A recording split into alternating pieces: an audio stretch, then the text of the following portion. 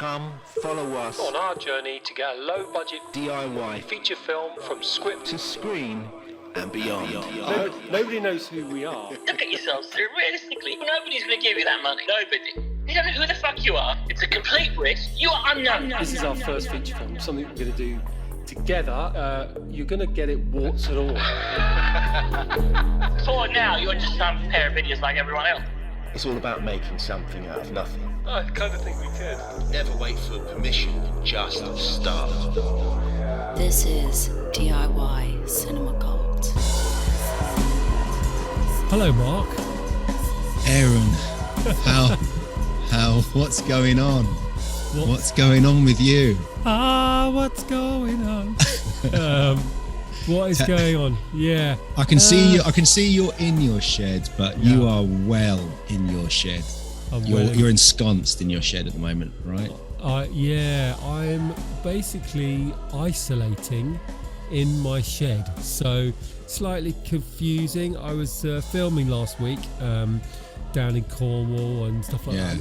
And I kind of had this snivelly cold, and I thought, hope it's not the big old CV-19. The thing about having kids, I'm sure you know, is that you kind of get all these free test kits. So you sort of testing all the time. So actually, I tested on my boat before I went down there, all clear.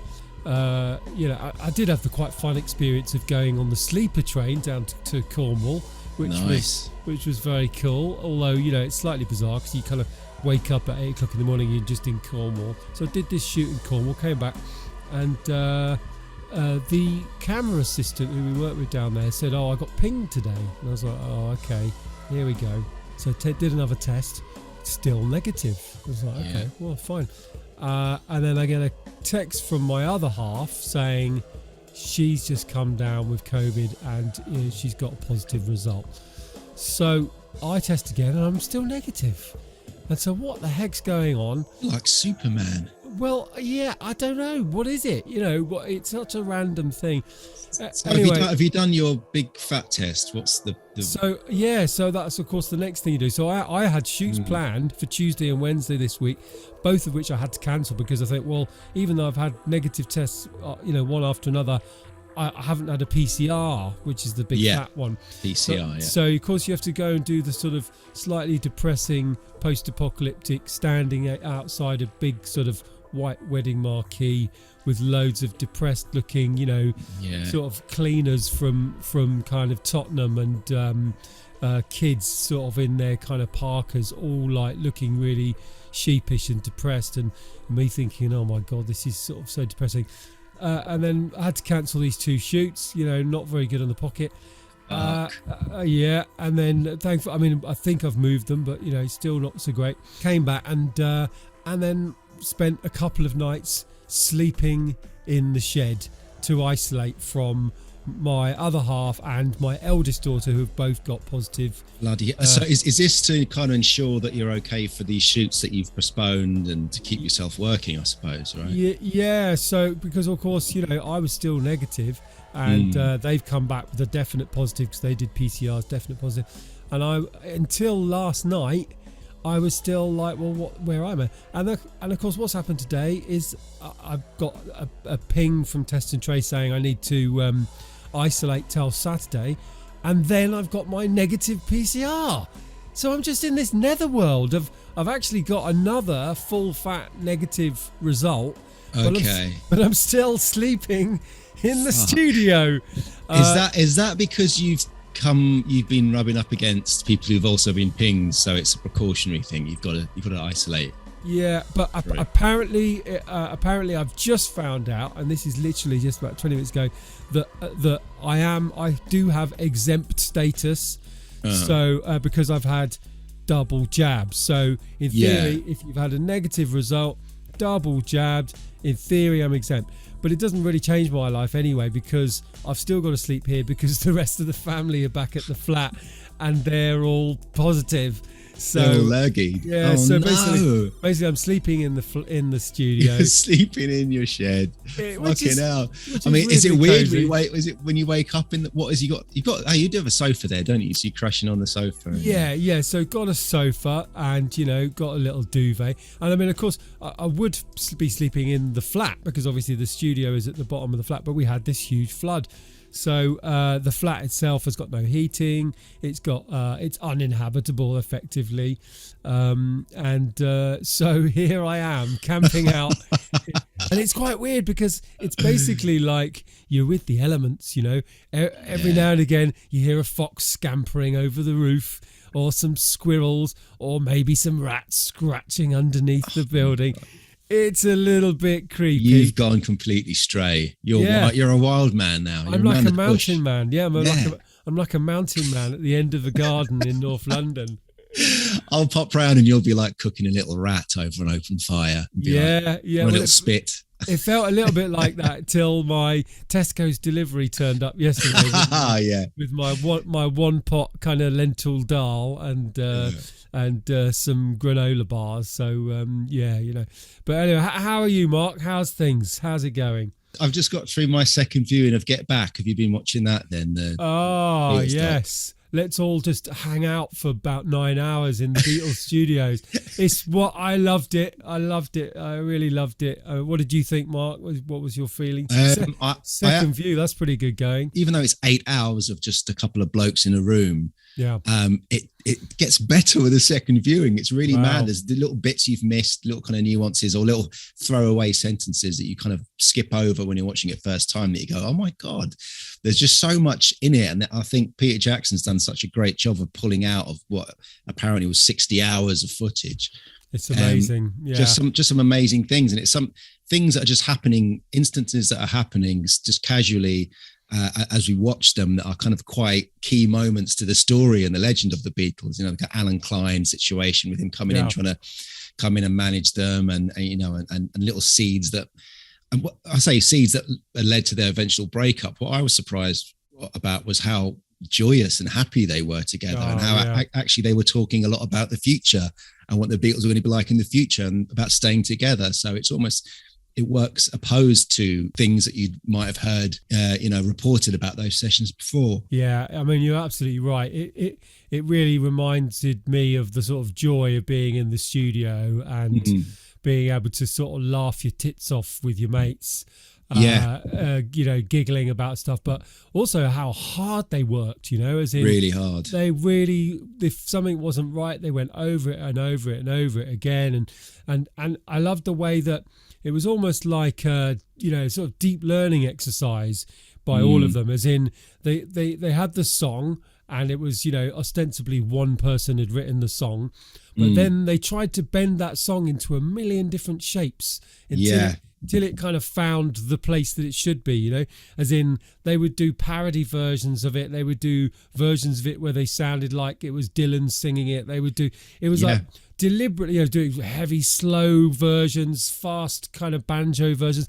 Every song was pulled and pressed and pitched into thousands of different directions to kind of test it, almost to find where the end stops of it were. I think that's exactly what they were doing, and it kind of looked like they were messing about, but they needed that play with the song. Let's do it in as ventriloquist performers and do it without moving our mouths. That's amazing, that moment. Yeah, and it's just like, they have to go through, like you say, they're going through all of these. They're just bashing it like a little ball, like hitting it up against the wall and see what something surprising pops out. I love the sort of intense creative play with the whole thing, as in they really commit to just playing as much as they possibly can, and to just see and explore all the possible variations and the possible kind of manifestations of any specific song. And I mean, what really comes out of it as well is obviously, Paul McCartney was such a creative driving force, and he's often seen as sort of the square one, but actually, although he's obviously probably the most hardworking, that comes across. He was a real grafter in those films. It's incredible. But fabulously creative. I mean, incredibly creative, and but also sort of Bond. As in the moments of tension are so outweighed by all of the joyous just fun of being in a band and knowing each other back to front and understanding how to get the best of each other's creativity. And there's definitely fun tense moments, but there's so much joy and excitement and thrill. And God, it made me want to get back into a studio with a guitar and a synth and a drum kit. Well, I mean, I was really surprised at how those tense moments were very few and far between, and were kind of very small comparative to what I might have heard or read about them before. Because obviously that very dramatic story of the Beatles all falling apart and hating each other was very, was kind of delicious story, and everyone likes a dramatic band breakup. But the reality of it was it was much more subtle than that. And and what I found remarkable was that they all came to these sessions. Each of them had their own songs, and none of them were precious about them at all. They really came with the spirit of, this is my song. How can we make this better? How can we improve this? They were all working with each other 100%, even to the point where Paul McCartney's on the piano going through lyrics with the road manager and taking notes from him. And they were all open to everyone in the studio is a possible collaborator. And I found that really, really kind of inspiring. And I mean, there is tense moments. I think when they were in sort of this Twickenham studio place, it did feel like they were kind of finding their feet a little bit, and there was a few times where they were like, this isn't really working, is it? But that was partly just the alien nature of this sort of environment, as soon as they got to their own studios, it became like a real just a proper band, bunch of mates kind of smashing out these tunes and stretching them into all these different possible ways. But I mean, it struck me as a sort of piece of filmmaking. It would only really be possible to have something like this in this era of streaming, because we've kind of, it's not formatted, is it? Because the first one is an hour and 50 minutes. The second one is 2 hours and 40 something. The third one is 2 hours and something. And it's kind of just interesting that they just decided to, stop at kind of logical places that felt like, that made a complete episode, rather than we've got to make it 1 hour and 45 minutes or 1 hour. And that is a real leap, away from the televisual structures that you've always got, which is you need your 50-minute short, documentary, or you have your one-off 1.5 hour one.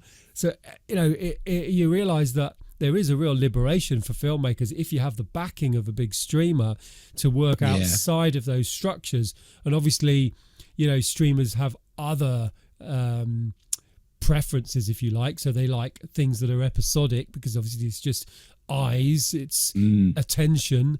But these sorts of long form sort of programs are really only become available as a result of streaming. And I mean, one other notable example obviously is the sort of iPlayer managed to create an entire series of Adam Curtis documentaries, which are of whatever length they like. They don't have to be a specific length.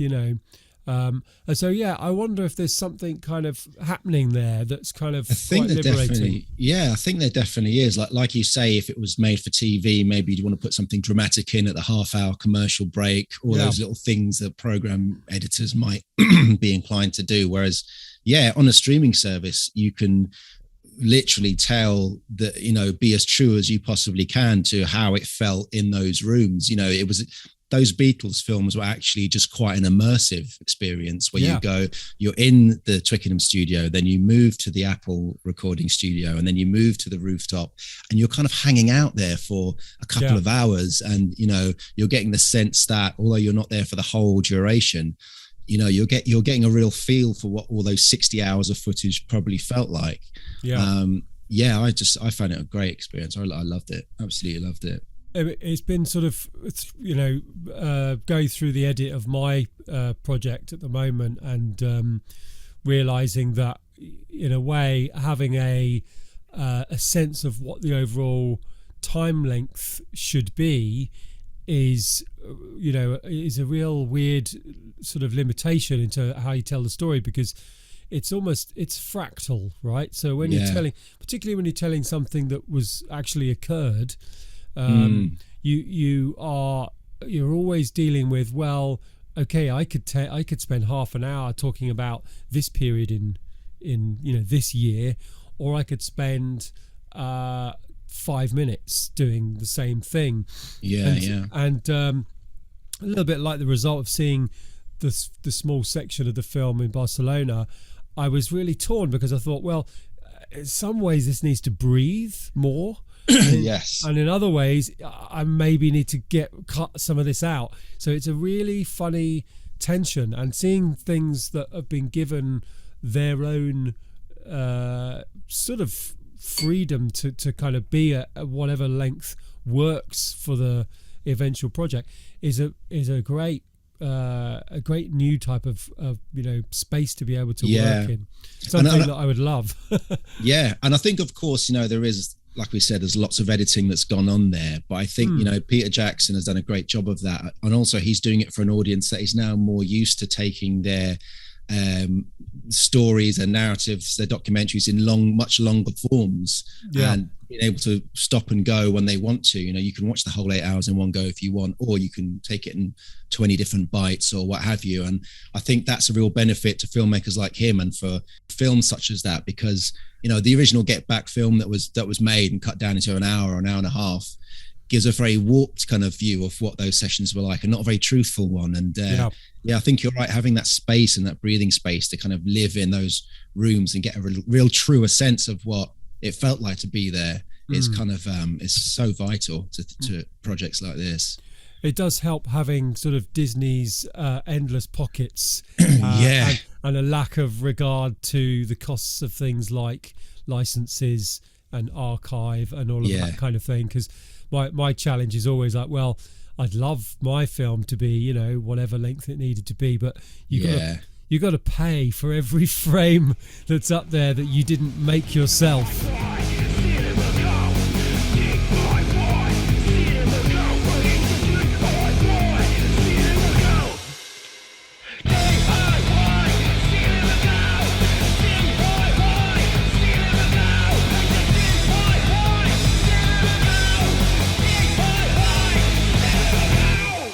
We've been kind of exploring we've been exploring your film a little bit as well. We sort of discovered a few issues, let's talk about it a little bit. Oh God, so we started talking about budget, didn't we, for Old Man, and with the impending shoot coming up in March. Yeah.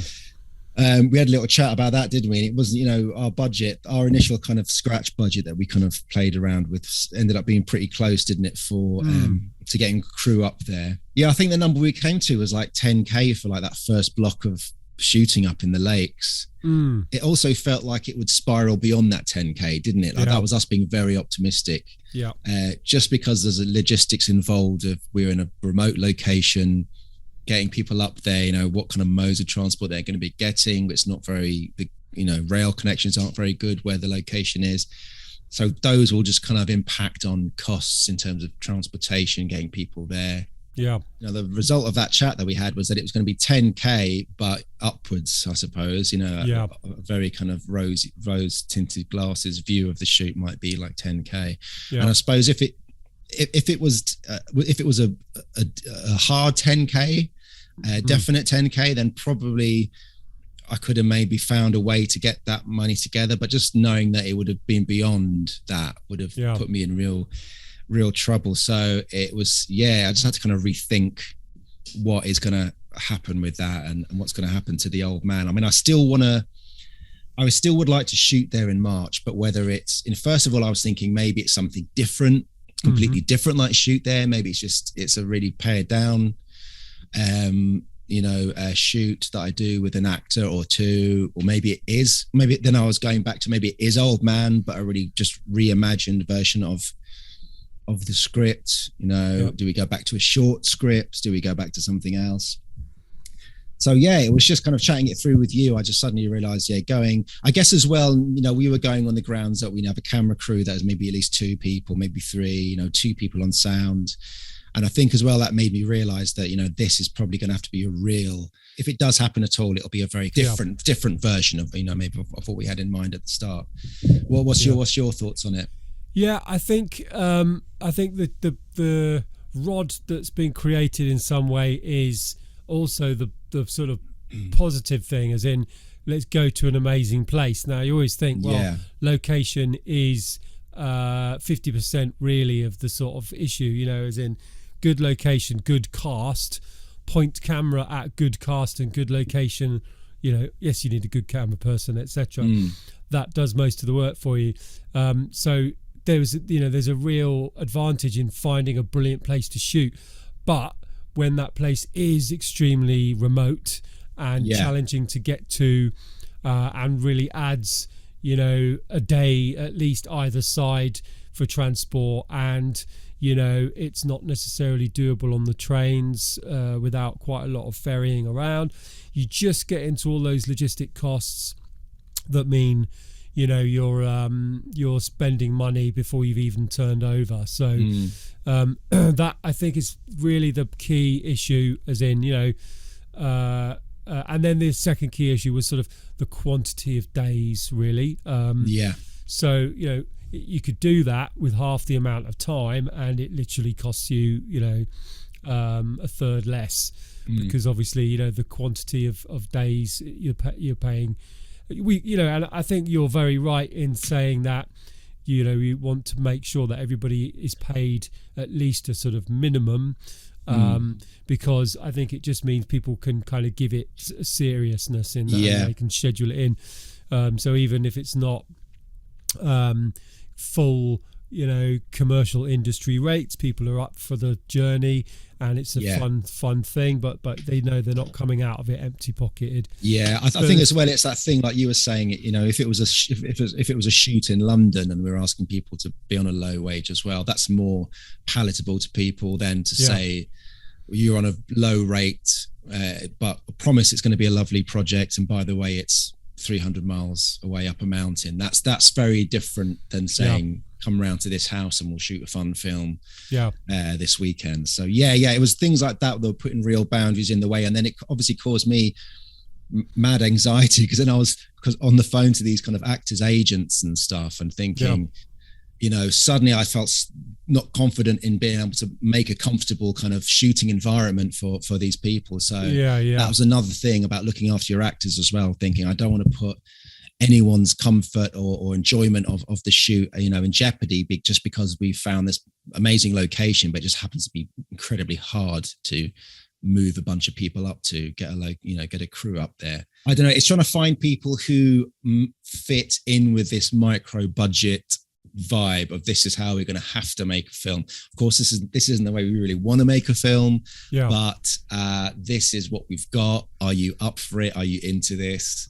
And so it's finding those like-minded people. And I mean, this is the sort of key with the DIY project, right? Is that in a way, nobody is expecting this to be a big money spinner. Everybody has to sort of be up for it. We'll find the right people, I'm sure. It's just about it's always this juggle between what you have financially, how much time you have to do it, and your kind of ambition level. It's the magic triangle, as in, let's be less ambitious with the right people, with the money we have, or you go more ambitious, more money, but you have to pool your choices, or there's always a push and pull between that sort of magic triangle. And I had to remind myself as well that Old Man was always going to be like a test piece. It was always meant to be like a kind of a tryout before we go into something like maybe Routine or another film, so and something that will help us maybe get a bit of funding from some kind of body or other.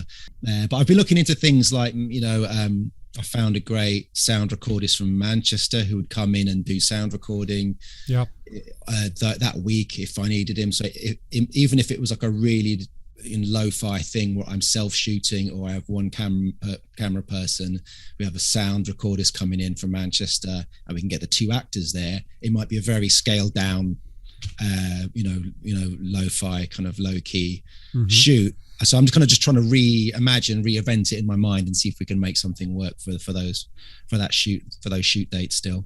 Yeah, it's the bitter pill that we have to swallow sometimes, isn't it? Yeah, realizing what the actual. I love the William Burroughs phrase, the naked lunch, obviously from the book. Yeah. And I've sort of seen the book cover for many years, never quite had the guts to sort of read the whole thing.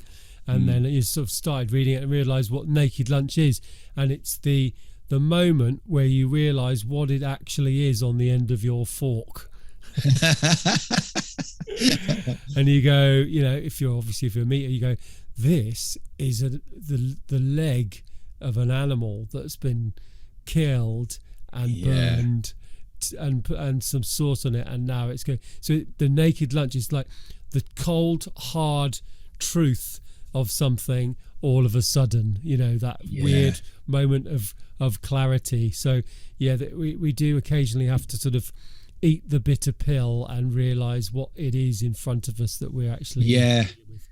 And sometimes you need to go through that to then reinvent or reimagine that thing, and so it does finally happen, but just in a very, very different way than you maybe proposed or had in your mind at the start. And it will be the right way, and at the start you were maybe going down the wrong road. And so it is just that, having that process of going through it. Because I guess at the start I was thinking, well, if I just book this location for a couple of months down the road, I can just will this into happening, and just kind of, it will all just manifest.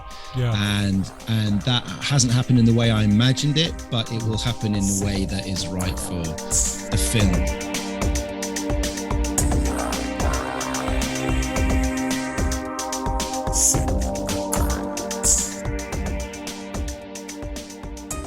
You don't have a drink there, do you? You're in your shed and you've been caught short with no booze. Well, I feel very sorry for you. I'm worried about you, Aaron. I'm worried about you. You're basically drinking on your own, so I feel worried for you. Yeah, this is true. I've let the sort of the gin sort of drinking tradition kind of fall by the wayside a little bit, partly because I, in theory, thought I might have COVID yesterday, so I'm not exactly stacking the shelves with booze at the moment.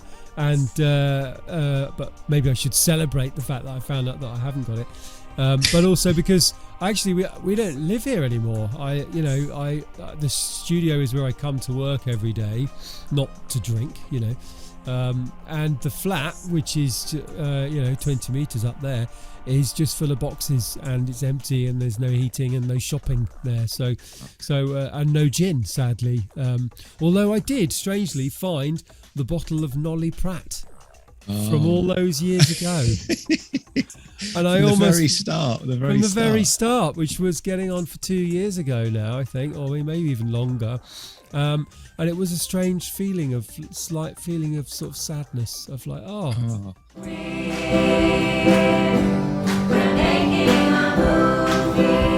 It's so beautiful. We're making a movie, man. We'll make it with love. I'm so happy. Johnny, man. We're making a movie. We're making a movie with love. This is amazing. Come together, everybody. Bring out your family and all your children, man. It's gonna be beautiful.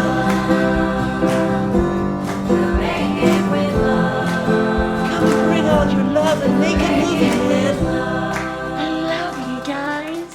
Old Man will happen. It'll just happen in a different, strange way than maybe I expected at first. We haven't even said to the listeners that it was still going to be like a web series right up until a couple of weeks ago, when nobody knows this. So it was basically a web series where I was being all altruistic about the thing, going, we're just going to give it away for free. Yeah, comedy and drama for everyone for free.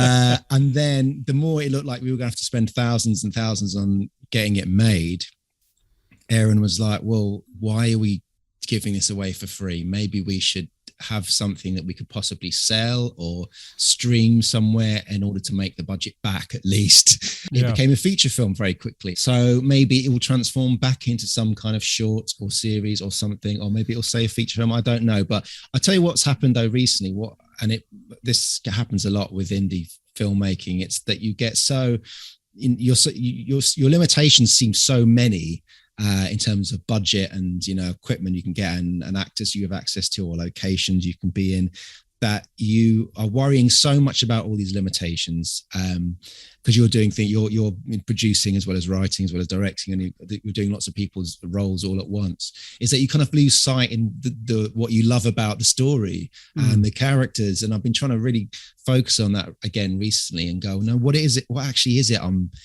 making? It is trying to get a bunch of people up to the Lake District for a week in March, but also there's a story there which we're trying to tell, and I don't want all the logistics to get in the way of what we're actually trying to do. Yeah. So I've been trying to refocus myself back on that. You are listening to the debut feature film podcast. This is DIY Cinema Cult. So, listeners, you probably, if you haven't seen already, Marc's made a beautiful little film, which is currently given away for free. So given away for free on the internet. Everything's for free. YouTube, and it's a beautiful little documentary. And you've stayed true to the DIY concepts in that it was something that you had already, which was these incredible letters, which are from your grandparents to each other during the war, and you decided to kind of explore your connection to those letters in some way, and also your dad's connection to those letters and what the story is within those letters. When I started, I had no idea what was going to be in the suitcase. Yeah. Like my grandma, like I say in the film, very dramatically said she wanted the suitcase burnt.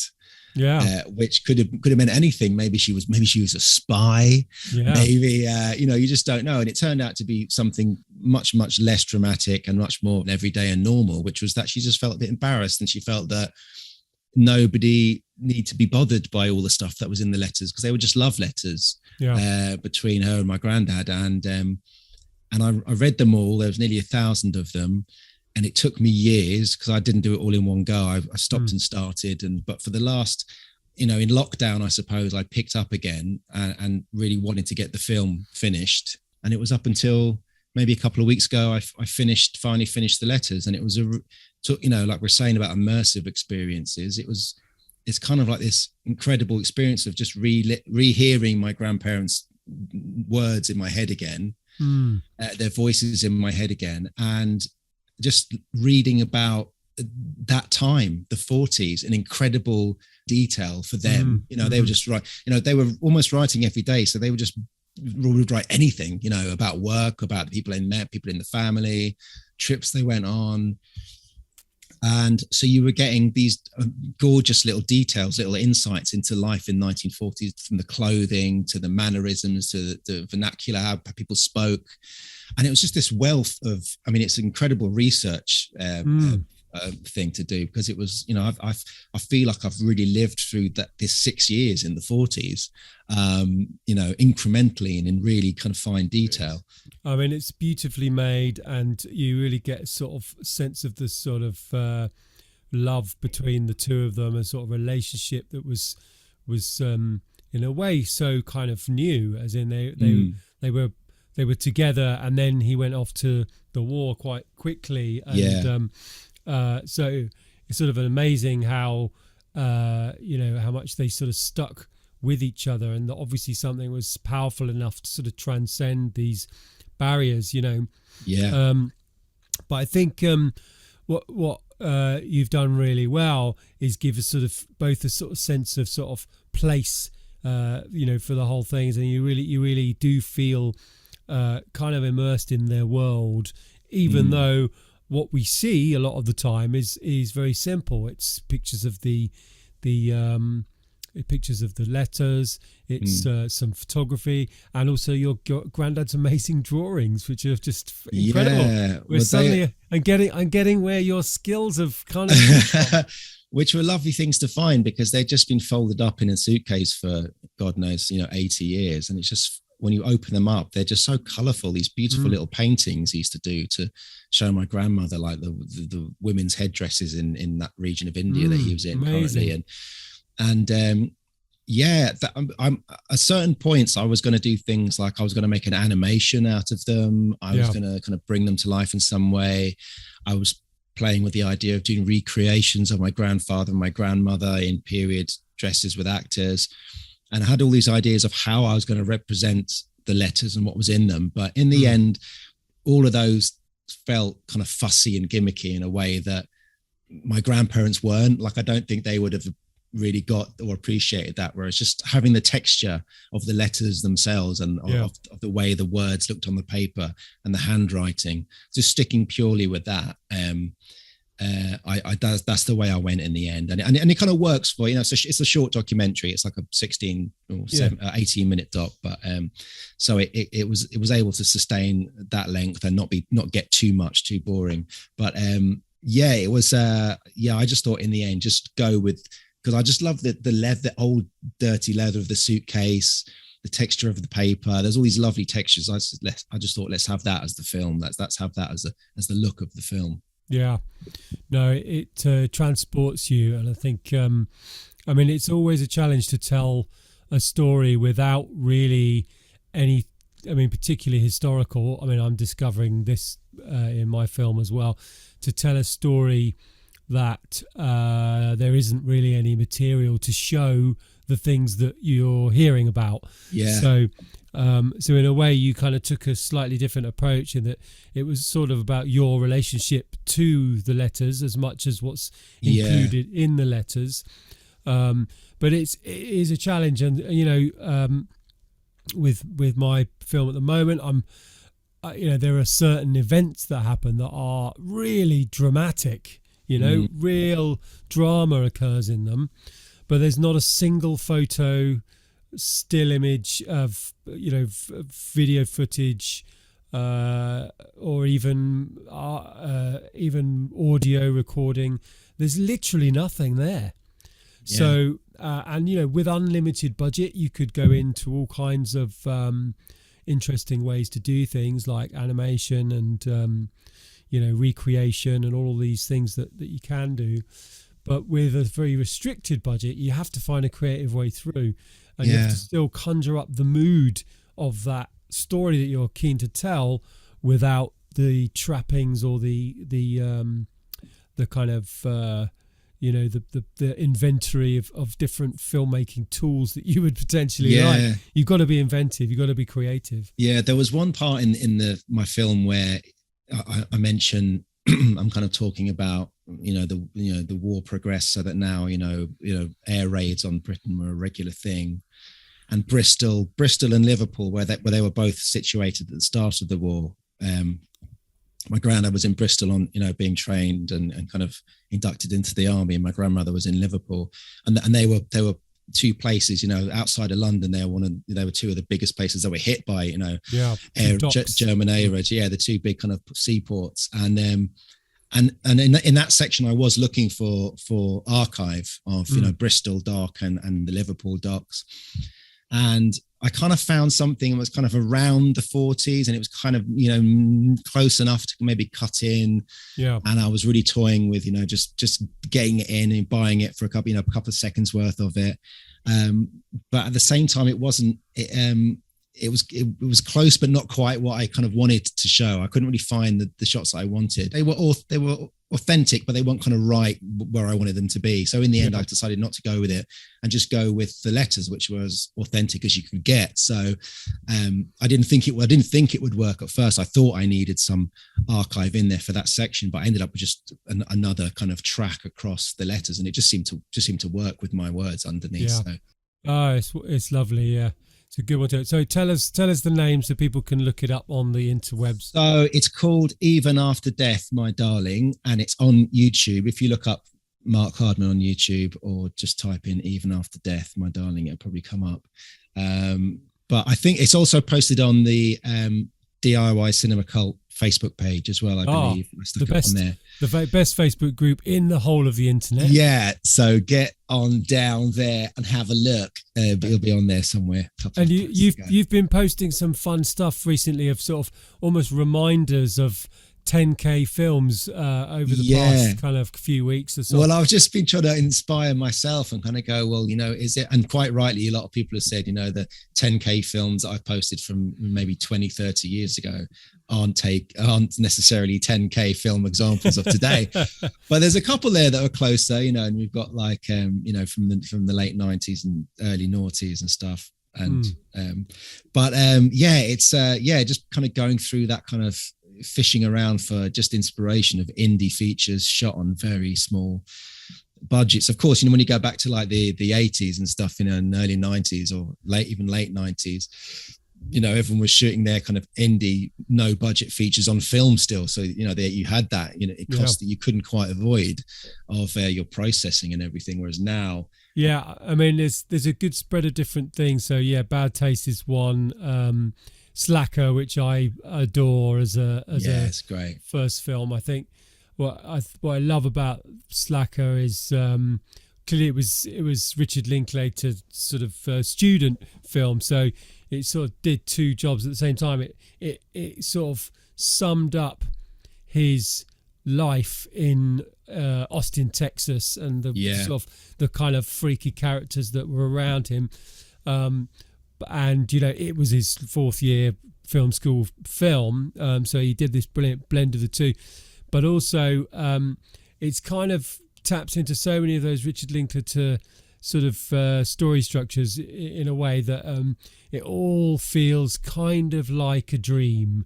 As in, he really, he's not, a little bit like we were talking about with the sort of immersive way to do things.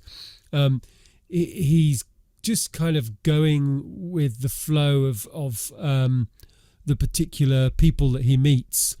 It's this sort of episodic narrative. Obviously, you're following one group of people, and then you follow the people that they meet, and then you follow the people that they meet. And so there's this great feeling of sort of flow between different stories, and each one of them is almost like a little short story in itself.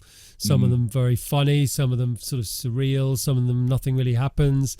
It's sort of a great structure for something, because although it doesn't adhere to your standard 1 act, 2 act, 3 act story structure, it's still really satisfying. There's still a sense of kind of like you're going somewhere because the journey is sort of so built into it.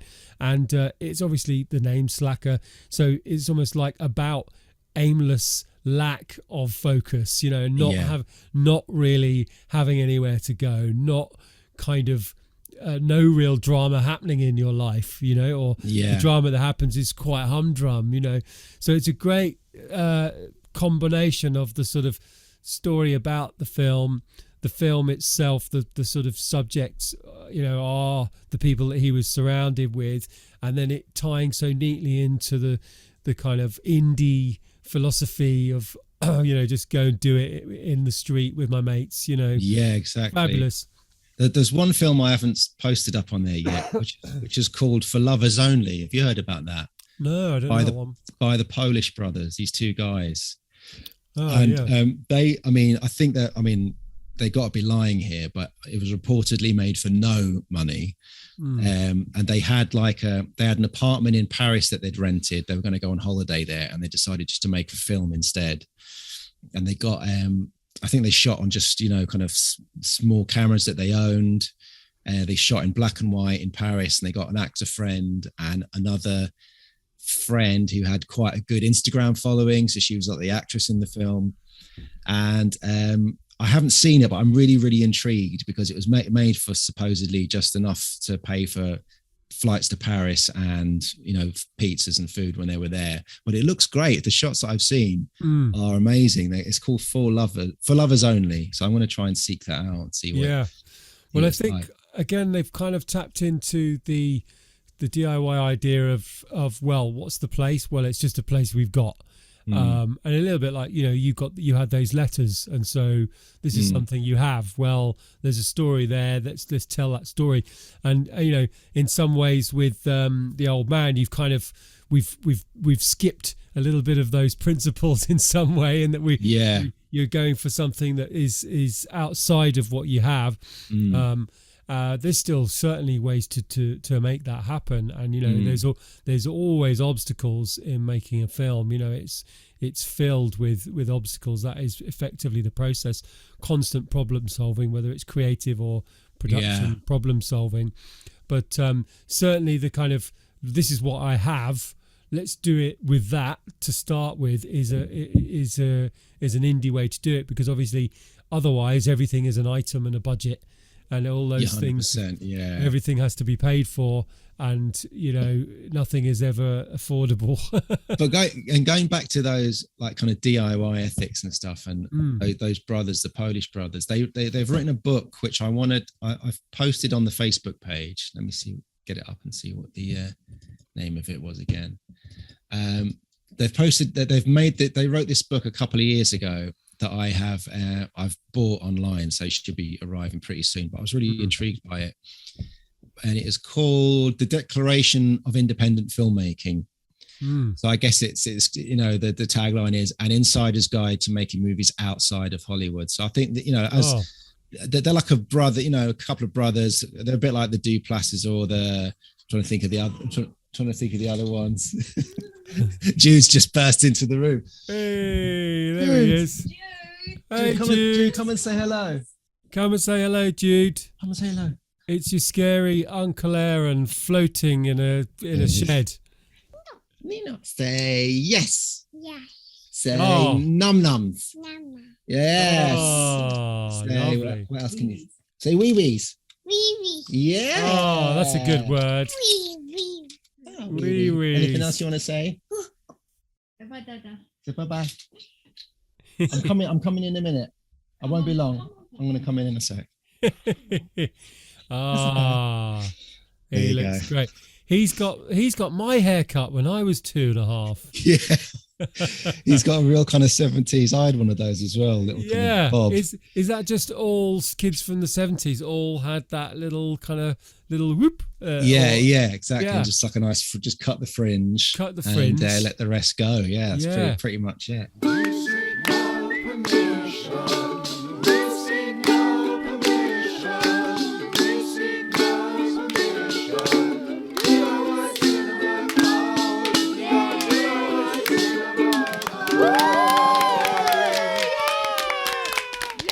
So I guess, mate, next episode will be our Christmas special. I think so, yes. So we'll have to get the mince pies out and get a little drinky for a park bench or two. The mince pies and the miniatures went down well last time, didn't they? Yeah, maybe we should let's get hold of some of those. I'll get some as well. So because I like the lucky dip nature of the miniatures. Yes. I was like, oh, what's this one? Ooh, yeah.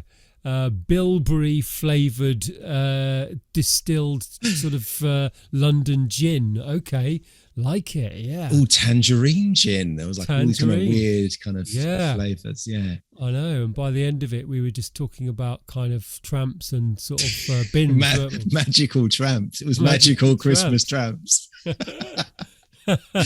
Oh, let's do it all again. Will it be it'll be a perineum special, won't it? We'll do a perineum, yeah. The sort of bit between the Christmas and New Year is always a good one. So that will be post my Christmas cry, so I can let you know what I cried at this year, because I always have my Boxing Day cry. It just seems to be a traditional thing I have. Boxing Day cry, yeah, very good.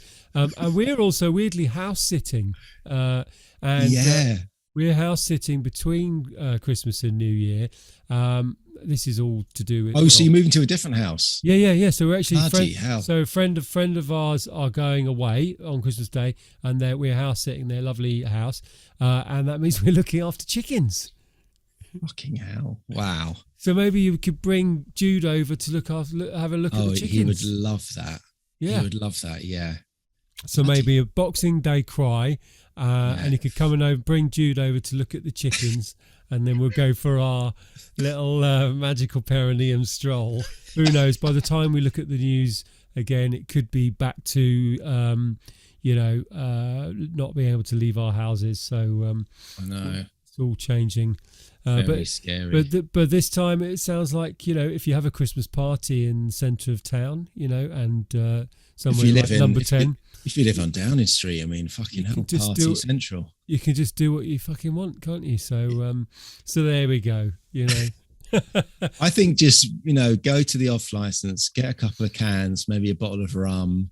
Yeah. Walk around with the carrier bag, everything jingling, and just keep an ear out around number 10. Just listen for the music. Yeah, totally. And then just one of those buildings around there will have something on. Just give a little knock on the door and just say Dave invited you. Yeah. Or maybe Tarquin. I don't know. Maybe it should be Piers. I think Piers or Tarquin invited me. Yeah. Totally. Sounds like a way to gate crash this Christmas and New Year. Good stuff. All right, mate. Love you, listeners. Love you, listeners. Nice one, mate. I'll see you later, and see you later, listeners. Merry Christmas, listeners. Merry Christmas. Bye-bye. See you in the perineum. Jingle bells.